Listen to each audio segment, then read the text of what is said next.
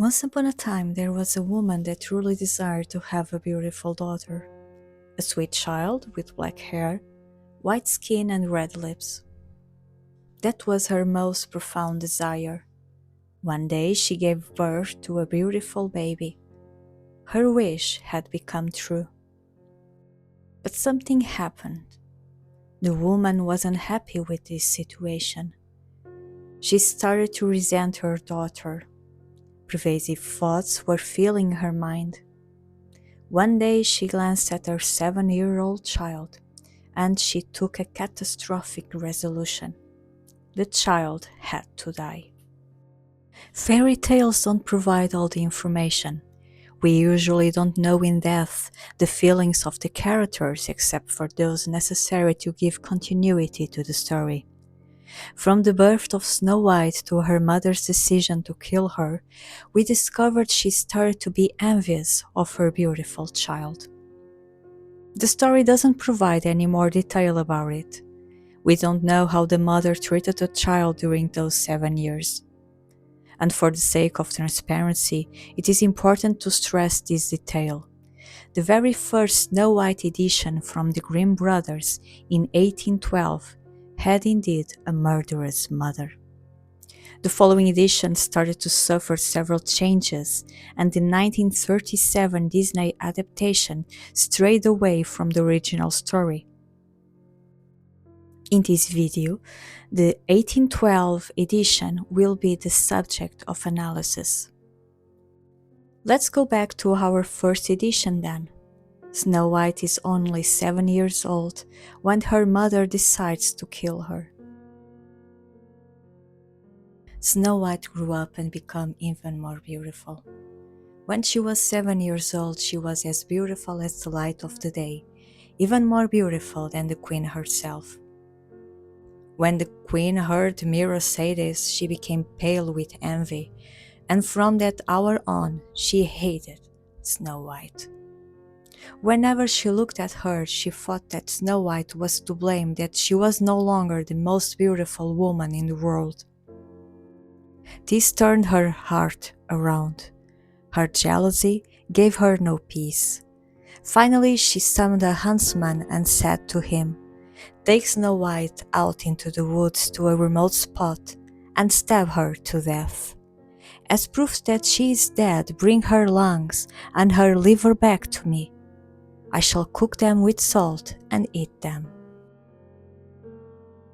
For centuries, children had always been regarded as property, with little or no rights, with the ultimate duty of obeying without question to authority. Children were abandoned, left to die, used as free labor and sold. Snow White's story is a window to a wider societal problem, the fragility of childhood. Her mother decides she must die, for her child is the only thing that prevents her to achieve the status of being the most beautiful woman in the world. Her child has become an inconvenience. The child became an obstacle to her goals and dreams. Unfortunately, no one stops her, not even her husband, the king. Likewise, the tale of Cinderella, the father figure, is absent. He has no agency, no control whatsoever. The father didn't die. He just stays at the margins of the story, refusing or not being able to interact with their offspring. Although Snow White has both parents, she is indeed an orphan. Fairy tales mimic real life. It is common in an abusive household to have one as a perpetrator and the other as the enabler. In real life, it is always the weak and the fragile that suffers the most. However, fairy tales most often provide hints of hope in the person of one or more protectors. Snow White, the 7-year-old child, needs a protector. In life, just like in fairy tales, sometimes a helper or a guardian angel might appear.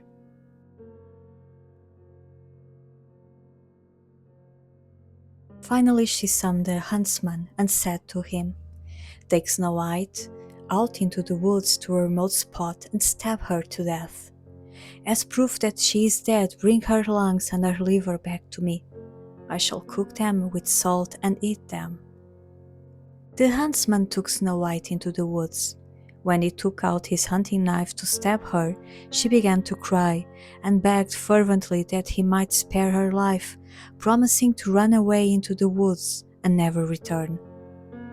The huntsman took pity on her because she was so beautiful, and he thought, "The wild animals will soon devour her anyway. I'm glad that I don't have to kill her." Just then a young boar came running by. He killed it, cut out its lungs and liver, and took them back to the queen as proof of Snow White's death. She cooked them with salt and ate them, supposing that she had eaten Snow White's lungs and liver.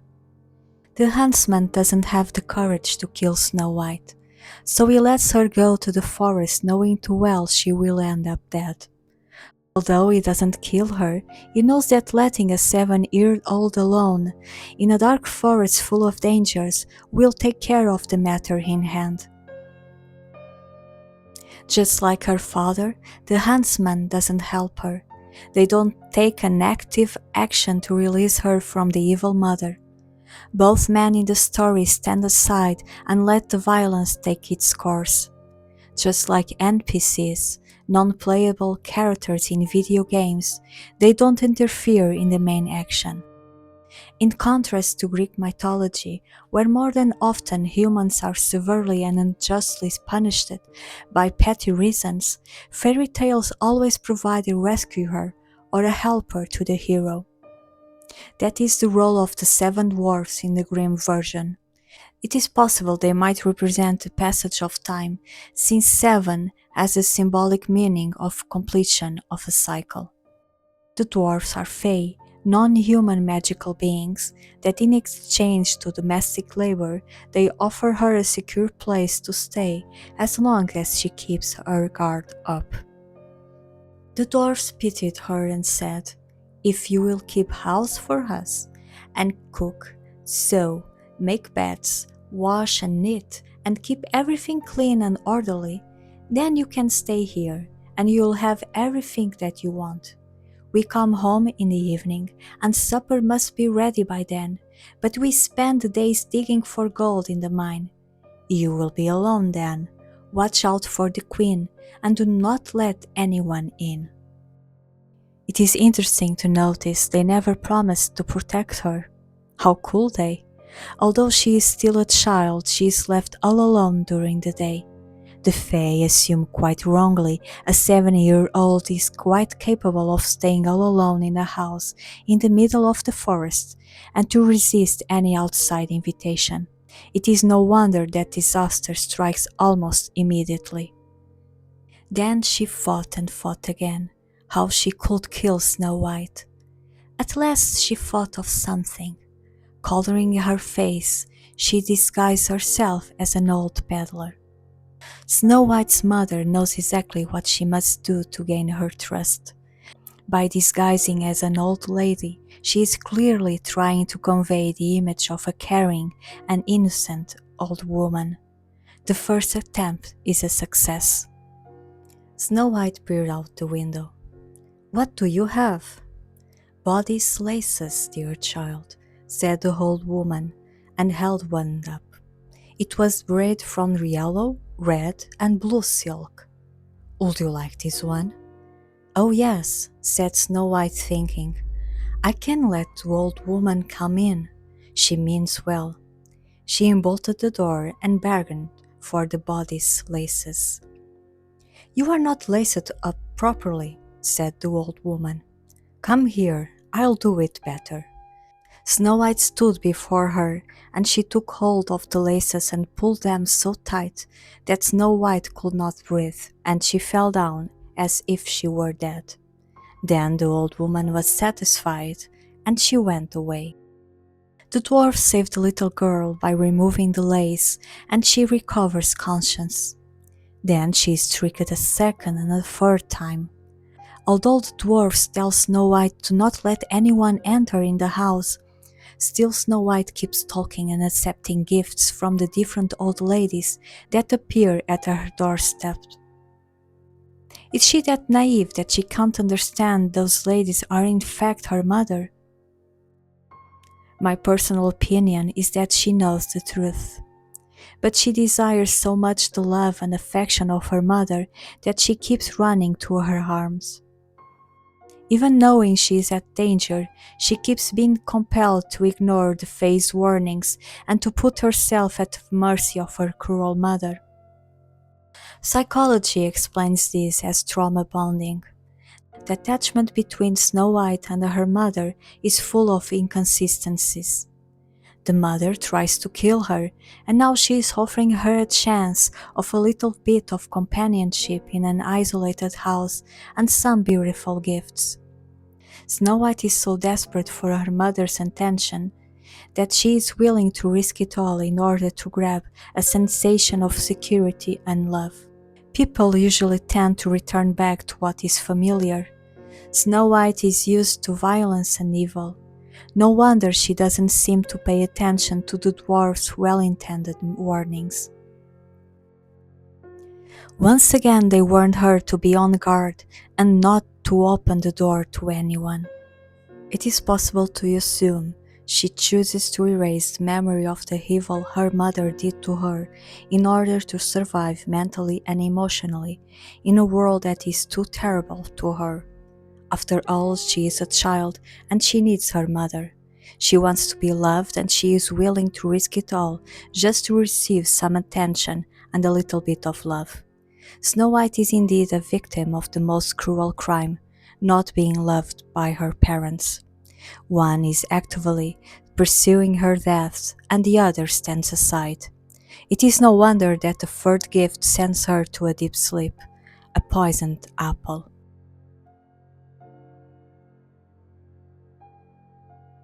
That evening the dwarfs returned home from the mines. Snow White was lying on the floor and she was dead.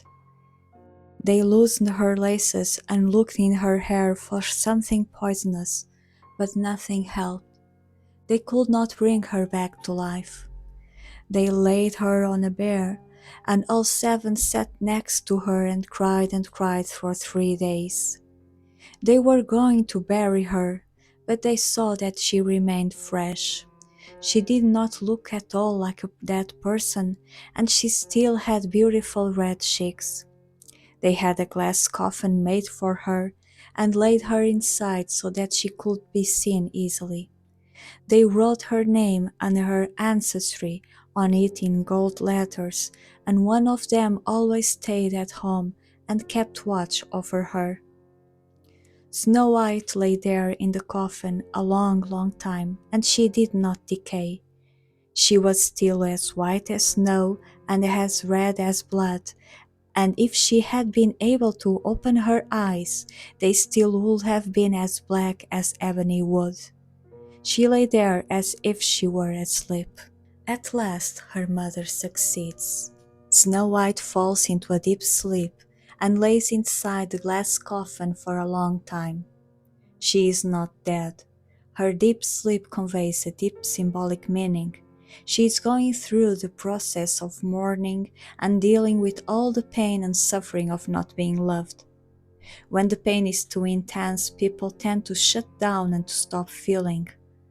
When the pain is too deep, we tend to run, to ignore, to pretend and to shut down our souls in order to get through the darkness. Snow White is every single one of us that has faced dire and tragic events. The child refuses to dive into the pain. It is easier to retreat into the security of a glass coffin and to stay there, asleep and safe. So the dwarfs keep watching over her. It is none of their business and their deal has no effect now, but they still keep guarding her. Snow White doesn't lie there nameless. The Fae make sure that is engraved on the coffin her name and who she is. They pursue to give her an identity, even though she no longer seems to be engaged with the world around her. She didn't lose her identity. She is still Snow White, a princess, and her ancestry is also written on the coffin. Although the absence of her father and her evil mother has made her fall into deep sleep, the Fae seem to acknowledge that running from certain facts of life is useless. Her identity is tied up to her ancestry, and it is in her hands to trace her future. Her identity and her future, although linked to her parents, aren't carved in stone. She still has the power to trace her own destiny. The conscious knowledge of being hated by her mother leads to her emotional death, thus the deep sleep. But sleep can be a time of healing and transformation. Once in the abyss, it is possible to defeat our biggest fear and to rise up like a phoenix. However, healing takes time. For her, it took a very long time until the season to wake up arrived. One day a young prince came to the dwarf's house and wanted shelter for the night.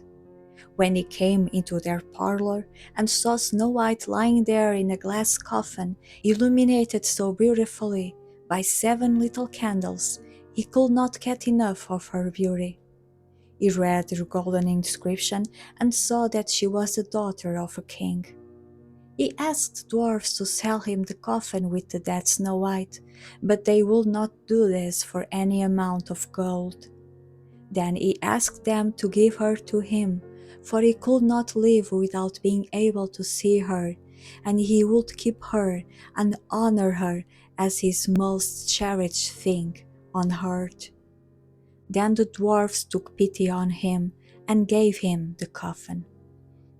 The dwarfs gave the coffin to a prince, which could have had terrible consequences for Snow White.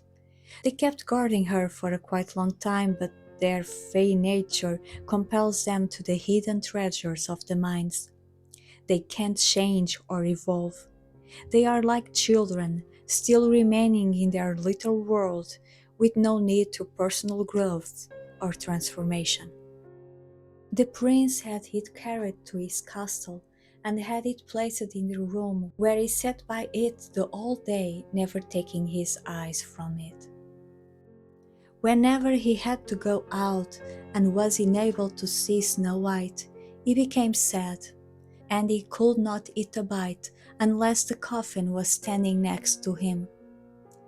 Now the servants, who always had to carry the coffin to and fro, became angry about this. One time one of them opened the coffin, lifted Snow White upright and said, "We are plagued all day long just because of such a dead girl." And he hit her in the back with his hand. Then the terrible piece of apple that she had bitten off came out of her throat, and Snow White came back to life. Someone rages at sleeping Snow White. Someone lifts her and causes her to throw out the piece of apple. Life usually finds a way to force us to wake up and to abandon our sleep. Snow White was forced to spit out all the poison that she was carrying with her. She is forced to abandon the safety of her coffin, the safety of her dreamland, to face the evil her mother has done to her and the pain. And her first step is to vomit the poison.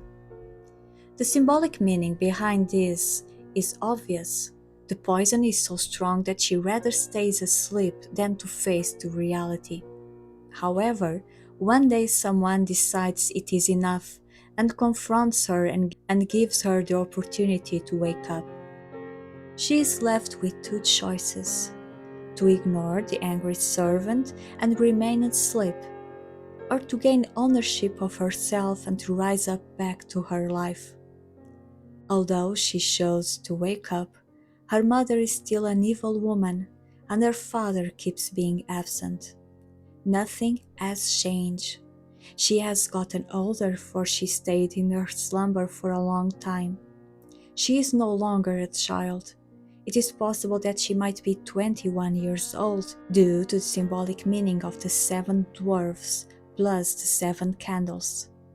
The text emphasizes she stayed in the coffin for a long time, so it is impossible that she still could be a child. Their wedding was set for the next day, and Snow White's godless mother was invited as well. That morning, she stepped before the mirror and said, "Mirror, mirror on the wall, who in this land is fairest of all?" The mirror answered, "You, my queen, are fair, it is true, but the young queen is 1,000 times fairer than you." She was horrified to hear this, and so overtaken with fear that she could not say anything. Still, her jealousy drove her to go to the wedding and see the young queen. When she arrived, she saw that it was Snow White. Then they put a pair of iron shoes into the fire until they glowed, and she had to put them on and dance in them. Her feet were terribly burned, and she could not stop until she had danced herself to death. Evil is always punished in these tales, providing some hope for justice. The hope that one day all things will be better, that the dawn will appear in the horizon. However, the most striking thing about Snow White's story is the way pain, trauma, and healing are conveyed. Those who lived through the dark realization of never having been loved by their parents might find a solace in this tale. It is a story for all unloved and abused child, that even through the most darkest valley, it is possible to leave the darkness behind and to gain ownership. Infancy and childhood are the most fragile times of a human being. The lack of loving parents can cause immense damage, and that damage may push someone to a deep sleep. It is easier to forget, to pretend nothing has happened, for the pain is too intense to deal with. But there comes a time when something or someone bumps into your glass coffin and whispers to you, "Wake up,